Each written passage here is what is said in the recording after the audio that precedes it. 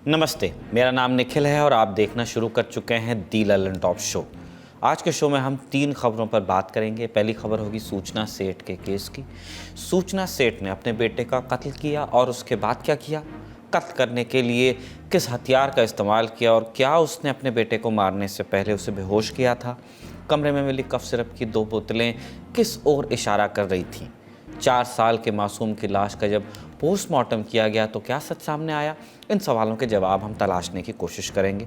फिर बात करेंगे राम मंदिर से जुड़ी हुई, जहां निमंत्रण पर राजनीति और विवाद चल रहे हैं। कांग्रेस ने चिट्ठी लिखकर 22 जनवरी के प्राण प्रतिष्ठा कार्यक्रम में शिरकत करने से इनकार कर दिया। फिर सपा में राम मंदिर के बयानबाजियों को लेकर झगड़ा होने लगा। क्या है ये विवाद? इसे भी जानेंगे। आखिर में हम बात करेंगे शिवसेना विवाद की। एक पार्टी 2 नेताओं के बीच बंट गई, राज्य की सत्ता तक पलट गई, चुनाव आयोग, सुप्रीम कोर्ट और आखिर में विधानसभा के स्पीकर इस केस में अपना निर्णय लेकर आए हैं। क्या रहा निर्णय और किस आधार पर दिया गया और इस निर्णय के क्या मानी होंगे? इन सवालों के जवाब भी हम तलाशेंगे। तो चलिए शुरू करते हैं दी ललन टॉप शो। आप याद करेंगे कि 9 जनवरी के दी ललन टॉप शो में हमने आपको गोवा मर्डर केस के बारे में विस्तार से बताया था। सूचना सेठ ने गोवा में अपने बेटे का कत्ल किया और कैब से कर्नाटक भागते हुए वो पकड़ ली गई। पुलिस ने जांच की तो कैब में बेटे की लाश भी बरामद हो गई। लेकिन 10 जनवरी का दिन शुरू होने के साथ कुछ और जानकारियां भी सामने आईं, जैसे सूचना सेठ के बेटे की पोस्टमार्टम रिपोर्ट। जब 9 जनवरी की सुबह गोवा पुलिस और कर्नाटक पुलिस की जॉइंट टीम ने सूचना को कर्नाटक के चित्रदुर्ग जिले से बॉडी के साथ अरेस्ट कर लिया, तो जुगुत शुरू हुई उसे गोवा वापस लाकर उससे पूछताछ शुरू करने की। लेकिन सूचना के बेटे की लाश को चित्रदुर्ग जिला अस्पताल के ही मुर्दाघर में रखवा दिया गया और वहीं पोस्टमार्टम कंडक्ट हुआ। मीडिया में खबरें चली, सूचना ने कथित तौर पर अपने बेटे का कत्ल या तो गला घोंटकर यानी स्ट्रैंगुलेट करके या तो दम घोंटकर यानी स्मदर करके किया था। पोस्टमार्टम करने वाले डॉक्टर इस नतीजे पर यूं पहुंचे थे कि बच्चे के चेहरे की नसें बाहर की ओर उभर आई थीं, जैसे किसी चीज़ से चेहरे पर दबाव डाला गया हो। ये भी जानकारी सामने आई कि बेटे के शरीर पर संघर्ष या चोट के निशान नहीं थे। उसे या तो किसी तार या किसी तौलिए या किसी तकिए से दम घोंटकर मार डाला गया। इसके साथ एक और जानकारी सामने आई। जानकारी ये कि सूचना के बेटे की मौत पोस्टमार्टम से करीब 36 घंटे पहले हो गई थी। यानी अगर 9 जनवरी की रात पोस्टमार्टम हुआ हो तो कत्ल 7 जनवरी की रात या 8 जनवरी की सुबह हो गया था। पोस्टमार्टम करने वाले डॉक्टर इस नतीजे पर कैसे पहुँचे? ऐसे पहुँचे कि बच्चे की लाश में उन्हें रिगर मॉर्टिस नहीं दिखाई दिया। रिगर मॉर्टिस उस कंडीशन को कहते हैं जिसमें मौत के बाद शरीर में अकड़ आ जाती है।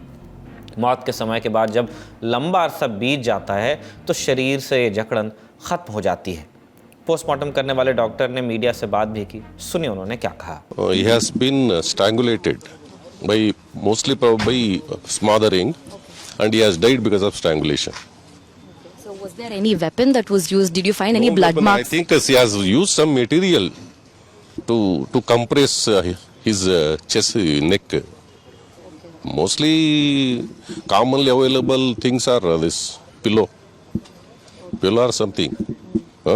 By that he has compressed his neck. इसके बाद 10 जनवरी के दिन दोपहर में बच्चे का बेंगलुरु के हरिश्चंद्र घाट पर अंतिम संस्कार कर दिया गया। घाट से रोते बिलखते परिजनों की तस्वीरें सोशल मीडिया पर सभी ने देखी। लेकिन सूचना सेठ इस समय गोवा पुलिस की पूछताछ का सामना कर रही थी। कई बातें तो उसने चित्रदुर्ग से गोवा के रास्ते में ही बता दी थी। बाकी पूछताछ गोवा पुलिस के रिमांड में हुई और इस पूछताछ में हर बार सूचना इस बात को नकारती रही कि उसने अपने बेटे का कत्ल किया। वो लगातार ये कह रही है कि उसका बेटा सो गया और फिर उसकी मौत कैसे हो गई सूचना को नहीं पता। लेकिन उसके दावों के बावजूद सारे सबूत और सारे साक्ष्य प्रथम दृष्टया इस ओर इशारा करते रहे कि सूचना ही कातिल है। गोवा के एक पुलिस अधिकारी ने इंडियन एक्सप्रेस से बातचीत में बताया कि अपने बेटे की जान लेने के बाद सूचना ने अपनी जान लेने की कोशिश की, यानी खुदकुशी की कोशिश। उसने अपनी कलाई काट ली। आपको ध्यान होगा कि हमने आपको 9 जनवरी को बताया था कि होटल के कमरे में खून मिलने की वजह से ही होटल स्टाफ को शक भी हुआ था। अब खबरों के मुताबिक सूचना ने पहले झूठ कहा था कि चूंकि उससे पीरियड्स आए हुए हैं इसलिए खून के दाग लगे। पुलिस जांच में खुलासा हुआ है कि उसने बेटे के कत्ल के बाद असल में अपनी नाड़ी काटने का प्रयास किया था, जिस वजह से खून के दाग लगे थे। इस घटना में एक और एंगल है, वो है कफ सिरप का। दरअसल अपनी जांच में पुलिस को होटल के कमरे से कफ सिरप की 2 बॉटल्स मिली हैं। होटल के स्टाफ ने पूछताछ में बताया कि सूचना ने स्टाफ से एक कफ सिरप की बोतल मंगवाई थी, जबकि एक बोतल उसके पास पहले से मौजूद थी। अब गोवा पुलिस इस बात की जांच कर रही है कि क्या सूचना ने अपने बेटी की जान लेने से पहले उसे कफ सिरप पिलाकर बेहोश करने की कोशिश की थी, क्योंकि हमने अभी बताया कि बेटे ने मौत के वक्त किसी संघर्ष के साइन नहीं दिए थे। ऐसे में कफ सिरप के बतौर सेडेटिव इस्तेमाल की थ्योरी आगे रखी जा रही है। खबरों के मुताबिक पुलिस जल्द ही गोवा के होटल में क्राइम सीन को रिक्रिएट कर सकती है। ये वो प्रोसेस होता है जिसमें पुलिस या जांच एजेंसियां अपराध वाली जगह पर अपनी अपराध की थ्योरी को कुछ लोगों की मदद से नाटकीय रूप से बनाती हैं। बाकी पुलिस की जांच कहां तक पहुंची है और किन एंगल्स की जांच जारी है, इस पर सुनते हैं पत्रकारों को। पुलिस इसी एंगल्स पे जांच कर रही है क्यों इसने ये हत्या किया है। सूत्रों के अनुसार जो पुलिस ऑलरेडी इससे पूछताछ किया था उसमें इसे मर्डर रखी, उसने साफ साफ बताया कि उन्होंने हत्या नहीं किया है, वो उसी का बच्ची है और बहुत प्यार करती है उस बच्चे के ऊपर। मगर जब उन लोगों ने पूछा था क्यों बॉक्स में लाश लेके जा रही थी, कौन किया था, उसके बारे में उसने अभी तक जवाब नहीं दिया था। दूसरे और पुलिस को होटल रूम में 2 बॉटल्स भी आया। क्या कौन सा बॉटल है? कॉफ सिरप बॉटल है। ये खुद उनके माँ लेके आई थी और दूसरा बॉटल होटल स्टाफ ने खरीद के दिया था। क्या वजह था ये 2 कॉफ बॉटल सिर्फ खरीदने का, और क्यों वो बॉडी लेके बैंगलोर वापस जा रही थी? सो इसी के बारे में अभी पुलिस इसके ऊपर इंट्रोगेशन कर रहा है। इस केस में और जो भी अपडेट्स आएंगे वो हम आपसे ज़रूर बांटेंगे। अब चलते हैं दिन की अगली खबर की ओर। अगली खबर में बात राम मंदिर को लेकर। 22 जनवरी को अयोध्या में निर्माणाधीन राम मंदिर में प्राण प्रतिष्ठा कार्यक्रम का आयोजन है और इसमें शिरकत सख्त रूप से निमंत्रण पर ही आधारित है। अगर आपको आयोजन का निमंत्रण पत्र मिला है तो ही आप जा सकते हैं। ऐसे में राम जन्मभूमि ट्रस्ट की ओर से कई लोगों को निमंत्रण भेजे गए, कांग्रेस को भी मिला, लेकिन खबर यह है कि कांग्रेस ने आयोजन पर शिरकत करने से मना कर दिया है। इस बाबत कांग्रेस पार्टी के महासचिव जयराम रमेश ने एक प्रेस नोट भी जारी किया। इसमें लिखा था, पिछले महीने पार्टी के राष्ट्रीय अध्यक्ष और राज्यसभा में नेता प्रतिपक्ष मल्लिकार्जुन खड़गे, कांग्रेस नेता सोनिया गांधी और अधीर रंजन चौधरी को 22 जनवरी को होने वाले राम मंदिर वाले कार्यक्रम में जुड़ने का न्योता मिला था। भगवान राम को इस देश में लाखों लोग पूजते हैं। आस्था एक निजी विषय है, लेकिन राष्ट्रीय स्वयंसेवक संघ और भाजपा ने अयोध्या राम मंदिर को राजनीतिक प्रोजेक्ट बना दिया है। अधबने मंदिर का भाजपा और संघ के लोग इसलिए उद्घाटन कर रहे हैं ताकि इसका उपयोग आगामी चुनाव में किया जा सके, लाभ उठाया जा सके। साल 2019 के सुप्रीम कोर्ट के जजमेंट का पालन और लाखों लोगों की आस्था का सम्मान करते हुए मल्लिकार्जुन खड़गे, सोनिया गांधी और अधीर रंजन चौधरी ने भाजपा और संघ के इस आयोजन में शिरकत से इनकार कर दिया है। इस नकार के आने के बाद विश्व हिंदू परिषद की ओर से भी प्रतिक्रिया आई। उन्होंने क्या कहा, आप सुन लीजिए। मेरा सभी राजनीतिक दलों से अनुरोध है, 21 तारीख तक राजनीति कर लो भाई, 23 से फिर प्रारंभ कर लेना। 22 को राम जी का, रामलला की प्राण प्रतिष्ठा हो रही है। हम सबके जीवन का सबसे बड़ा दिन है, सबसे बड़ी दिवाली का दिन है, उसको मनाएं। रामलला प्राण प्रतिष्ठित होंगे, पहली आरती में सम्मिलित हों और आनंद से अपने जीवन को आशीर्वाद ग्रहण करवाएं। लेकिन राम मंदिर पर दिल्ली में ही राजनीतिक एक्शन नहीं हो रहा था। ये एक्शन यूपी में भी शुरू हुआ, जहां सपा के नेता स्वामी प्रसाद मौर्य ने मुलायम सिंह यादव सरकार के उस फैसले को सही ठहराया जब कार सेवकों पर गोलियां चली थी। क्या है कार सेवक गोली कांड, आपको संक्षेप में बताते हैं। साल था 1990 का। इस समय देश में राम मंदिर निर्माण का संघ परिवार का अभियान चरम पर था। इस साल 30 अक्टूबर के रोज़ कार सेवकों के साथ साधु संतों की भीड़ हनुमानगढ़ी की ओर बढ़ने का प्रयास कर रही थी। एहतियातन अयोध्या में कर्फ्यू लगा हुआ था। इसके बावजूद अयोध्या में इतनी भीड़ जमा हो चुकी थी कि उन्हें काबू में नहीं किया जा सकता था। पुलिस ने बाबरी मस्जिद के आसपास के 1.5 किलोमीटर के इलाके में बैरिकेडिंग कर रखी थी। किसी को प्रवेश नहीं दिया जा रहा था। सुबह 10 बजे तक हनुमानगढ़ी के इलाके में भीड़ बढ़ चुकी थी।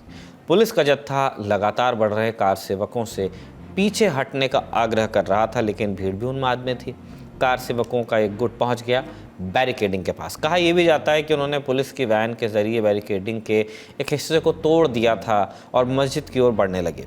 इसी समय पुलिस वालों को लखनऊ से ग्रीन सिग्नल दिया गया गोली दागने का। पुलिस ने आदेश का पालन किया। पुलिस फायरिंग में कई कार सेवकों की मौत हुई, लेकिन बस गोली लगने से ही नहीं हुआ ऐसा।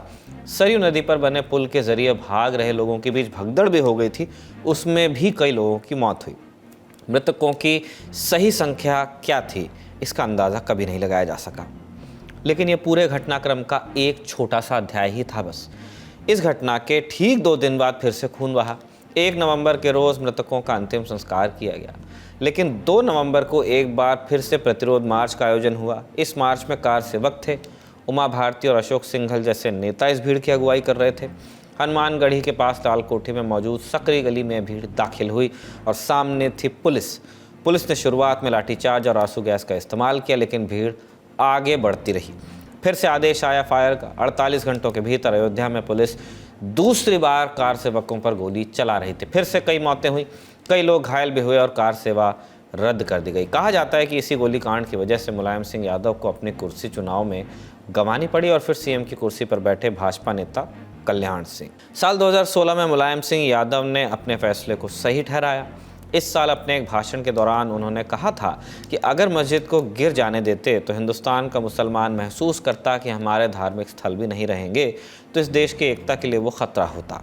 उन्होंने आगे कहा कि अगर 16 जानें कम थी, अगर 30 भी जाने जाती तो देश की एकता के लिए मैं अपना फैसला वापस नहीं लेता। गोलीकांड के रिकैप के बाद आते हैं बयानबाजी पर। राम मंदिर को लेकर बयानबाजी चली रही है। अमरोहा से सपा सांसद शफीकुर रहमान बर्क ने मांग ही कर दी थी कि जो बाबरी मस्जिद उनसे छीनी गई थी वो वापस कर दी जाए। तो इस बयान के बाद भाजपा के नेता यदाकदा सपा नेताओं के सामने इस कार सेवक गोलीकांड का जिक्र करते रहते हैं।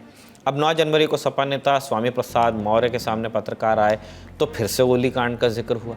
स्वामी प्रसाद मौर्य ने कहा कि कार सेवक अराजक हैं और मुलायम सिंह ने अमन चैन कायम करने के लिए गोली चलाने का आदेश दिया था।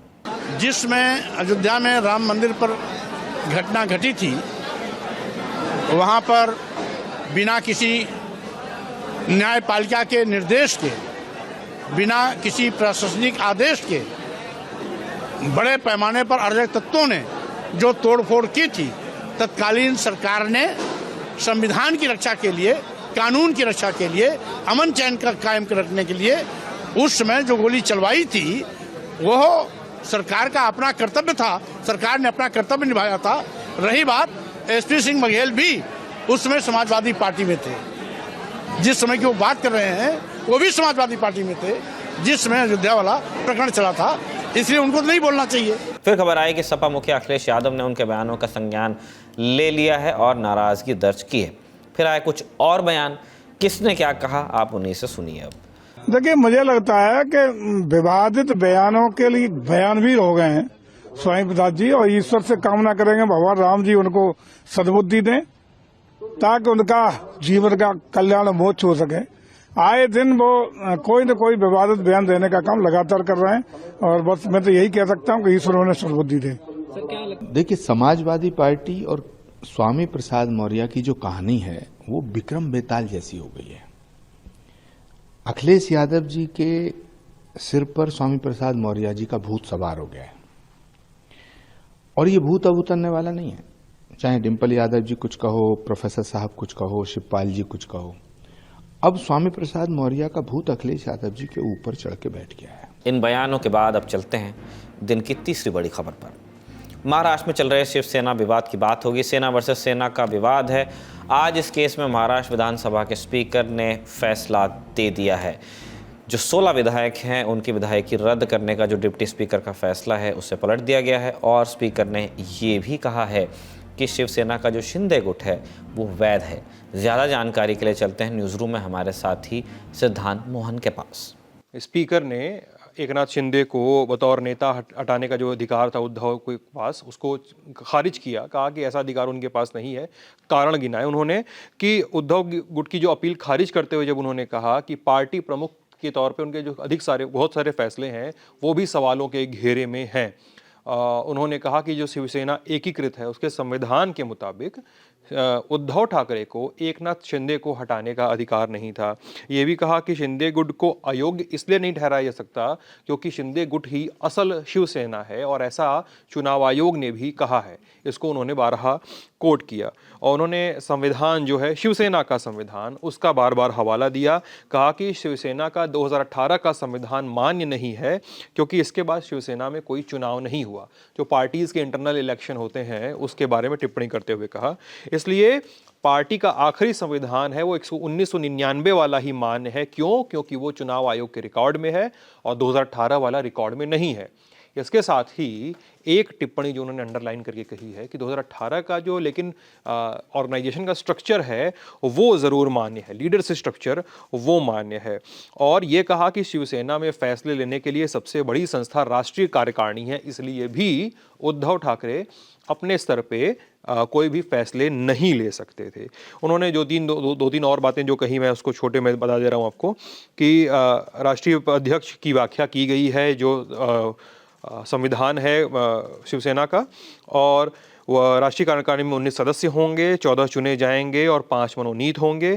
शिवसेना विधायकों की अयोग्यता मामले में फैसला सुनाते उन्होंने ये भी कहा कि सुप्रीम कोर्ट का जो गाइडलाइन थी, सुप्रीम कोर्ट का आभार जताया कि सुप्रीम कोर्ट के निर्णय ने उनकी राह आसान की, प्लस चुनाव आयोग ने भी उनकी राह आसान की। और इसके अलावा बाद में जब कंक्लूड कर रहे थे वो अपना जजमेंट, तो जजमेंट कंक्लूड करते समय उन्होंने तमाम वकीलों और अपने स्टाफ का भी आभार जताया।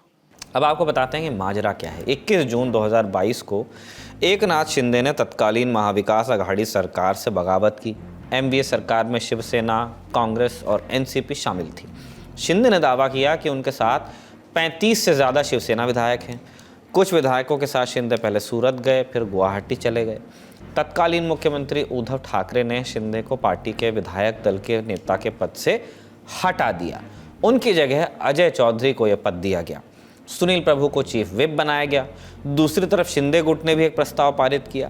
इसके मुताबिक शिंदे विधायक दल के नेता बने रहेंगे और भरतेश गोगावले होंगे चीफ विप। मतलब 2 अध्यक्ष आ गए, 2 चीफ विप आ गए। इस बीच 25 जून को तत्कालीन डिप्टी स्पीकर ने 16 बागी विधायकों की सदस्यता रद्द करने का नोटिस इशू किया। बागी विधायक इसके खिलाफ सुप्रीम कोर्ट चले गए। अगली सुनवाई तक उन्हें राहत मिल गई। दूसरी तरफ 28 जून को राज्यपाल ने उद्धव ठाकरे को बहुमत साबित करने के लिए कहा। फ्लोर टेस्ट से पहले ही ठाकरे ने लेकिन इस्तीफा दे दिया। 34 विधायकों के समर्थन के साथ शिंदे गुट ने भाजपा के साथ मिलकर नई सरकार बना ली। इसके बाद 3 जुलाई को शिंदे ने सदन में बहुमत साबित कर दिया और नए विधानसभा अध्यक्ष राहुल नार्वेकर ने इस नई सरकार को मान्यता भी दी। दूसरी तरफ सुप्रीम कोर्ट में शिंदे गुट के 16 विधायकों पर अयोग्यता की तलवार लटकी रही।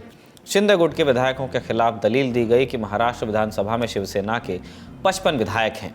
दल बदल विरोधी कानून के प्रावधानों के मुताबिक इस तरह के विलय के लिए विधायक दल के 2/3 सदस्यों की जरूरत होती, यानी एकनाथ शिंदे को विधायक दल का नेता चुने जाने के लिए 37 विधायकों का समर्थन चाहिए। ऐसे में सिर्फ 34 विधायकों के समर्थन से कोई भी प्रस्ताव पारित करना असंवैधानिक होगा। इस बीच शिवसेना किसकी है, इस पर 17 फरवरी 2023 को चुनाव आयोग का फैसला आया। एकनाथ शिंदे को शिवसेना का नाम और सिंबल इस्तेमाल करने की अनुमति दी गई। उद्धव गुट ने इस फैसले को भी सुप्रीम कोर्ट में चुनौती दी है। विधायकों की अयोग्यता पर सुप्रीम कोर्ट में सुनवाई 3 बार टलती रही। आखिरकार मार्च 2023 में कोर्ट की संविधान पीठ ने सुनवाई कर फैसला सुरक्षित रख लिया। मई में सुप्रीम कोर्ट ने कहा, चूंकि उद्धव ठाकरे ने फ्लोर टेस्ट से पहले खुद ही इस्तीफा दे दिया था, इसलिए सुप्रीम कोर्ट द्वारा उनको बतौर मुख्यमंत्री बहाल करने का सवाल नहीं उठता। शिंदे गुट के 16 विधायकों की अयोग्यता पर फैसला विधानसभा अध्यक्ष को करना चाहिए और इसमें उन्हें पार्टी के संविधान के मुताबिक चलना चाहिए। अध्यक्ष का दिया फैसला इस बात पर निर्भर करेगा कि ईसीआई का रिकॉर्ड क्या कहता है। महाराष्ट्र विधानसभा अध्यक्ष राहुल नार्वेकर को इस बात पर फैसला लेने के लिए कहा गया। सुप्रीम कोर्ट ने इसके लिए 31 दिसंबर की डेडलाइन दी थी, तब तक फैसला लेकिन नहीं आया। तो कोर्ट ने कहा कि आप 10 जनवरी 2024 तक हर हाल में फैसला ले लें। इसी के बाद अब विधानसभा अध्यक्ष नार्वेकर ने इस पर फैसला सामने रखा है। अब स्पीकर के इस फैसले के बाद महाराष्ट्र की राजनीति कैसे बदलेगी और जीतने और हारने वाले किस दिशा में जाएंगे, इसके लिए हमने बात की कुछ पत्रकारों से, आप उन्हें सुनिए। तो कोर्ट का निर्णय अगर आप देखें तो 3 बार निर्णय एकनाथ शिंदे के पक्ष में गए हैं। पहला निर्णय था वो इलेक्शन कमीशन का था। उन्होंने कहा कि शिवसेना एकनाथ शिंदे की है। दूसरा निर्णय सुप्रीम कोर्ट का था। उन्होंने भी कहा कि वो एकनाथ शिंदे की सरकार को बर्खास्त नहीं कर सकते, डिसमिस नहीं कर सकते। और तीसरा ये निर्णय स्पीकर का है, वो भी एकनाथ शिंदे के पक्ष में गया है। तो एकनाथ शिंदे ने लीगल जो बैटल है वो तो जीत लिया है, लेकिन जो पॉलिटिकल युद्ध अब शुरू होने वाला है इलेक्शन ईयर में, क्योंकि ये चुनाव का साल है लोकसभा के चुनाव सिर्फ 3 महीने और 4 महीने दूर है और विधानसभा के चुनाव महाराष्ट्र में अक्टूबर में ड्यू है। तो सही मायने में क्या सही क्या गलत, इसका फैसला, इसका पॉलिटिकल डिसीजन अब महाराष्ट्र की जनता लेगी, क्योंकि ये इतना कॉम्प्लिकेटेड मामला हो चुका है विद ईच साइड आर्ग्यूइंग, ये आर्गुमेंट वो आर्गुमेंट, पूरी तरह से एक लीगल झगड़ा, बहुत बड़ा झगड़ा हुआ है। फाइनल वर्डिक्ट जो होगा वो लोगों का होगा महाराष्ट्र के, और वो पहले तो मई में आएगा और उसके बाद अक्टूबर में आएगा। And I think that is the right thing to happen. वही सही होगा कि पब्लिक का जो कोर्ट है, पब्लिक ओपिनियन का जो कोर्ट है, न्यायपालिका है, वो अंतिम निर्णय दे इसके बारे में। इस पूरे विषय पर राजनीतिक प्रतिक्रियाएं भी आ रही हैं, आप उन्हें भी सुनिए। भारतीय जनता पार्टी का ये एक बहुत बड़ा षड्यंत्र रहा, बहुत बड़ा पुराना सपना रहा था कि एक दिन हम बाला साहब ठाकरे की शिवसेना खत्म कर देंगे, लेकिन शिवसेना ऐसी खत्म नहीं होगी। आपके एक निर्णय से, आपके कागज से, आपके भाड़े के टट्टू के मुंह से कोई अधिकार और ऑर्डर देने से शिवसेना जनता में है, शिवसेना महाराष्ट्र के रगों रगों में है। तो आज का जो निर्णय है वो कोई फैसला नहीं है, वो कोई न्याय नहीं है, वो एक षड्यंत्र है। उद्धव ठाकरे के ग्रुप में हलचल मच गई है। मतलब जो स्पीकर ने फैसला दिया है, ये फैसला नियम के मुताबिक है, कानून के मुताबिक है, और 2/3 मेजोरिटी के माध्यम से मतलब एकनाथ शिंदे के पास 37 एमएलए है, और इसीलिए इलेक्शन कमीशन ने भी मतलब सही शिवसेना एकनाथ शिंदे जी के ही मानी थी। उस पर माननीय राहुल नार्वेकर जी जो महाराष्ट्र विधानसभा के स्पीकर है, उन्होंने फैसला देते वक्त उन्होंने बताया है कि 1999 में शिवसेना ने जो संविधान बनाया था, कॉन्स्टिट्यूशन बनाया था, और अभी जो नया कॉन्स्टिट्यूशन बनाया है, तो जो पुराना कॉन्स्टिट्यूशन है उसको ही स्वीकार किया जा सकता है, नए कॉन्स्टिट्यूशन को हम स्वीकार नहीं करेंगे। जनता के बीच में हम तो जा ही रहे हैं, जैसे आज भी आदित्य कोल्हापुर में उस तरफ है, मैं भी 23 तारीख को नासिक जा रहा हूँ, 22 तारीख को तालाराम मंदिर में जा रहा हूँ, उसके पहले भी कहीं जाऊंगा, बाद में जाऊंगा। हम तो जनता में रहे हैं, जनता में रहेंगे, जनता और जनता के लिए, जनता के साथ लेकर, जनता को साथ लेकर हम लड़ेंगे। आज के दी ललन टॉप शो में खबरों का सिलसिला यहीं तक। अपना और अपनों का ख्याल रखिए। शुक्रिया। शुभ रात्रि।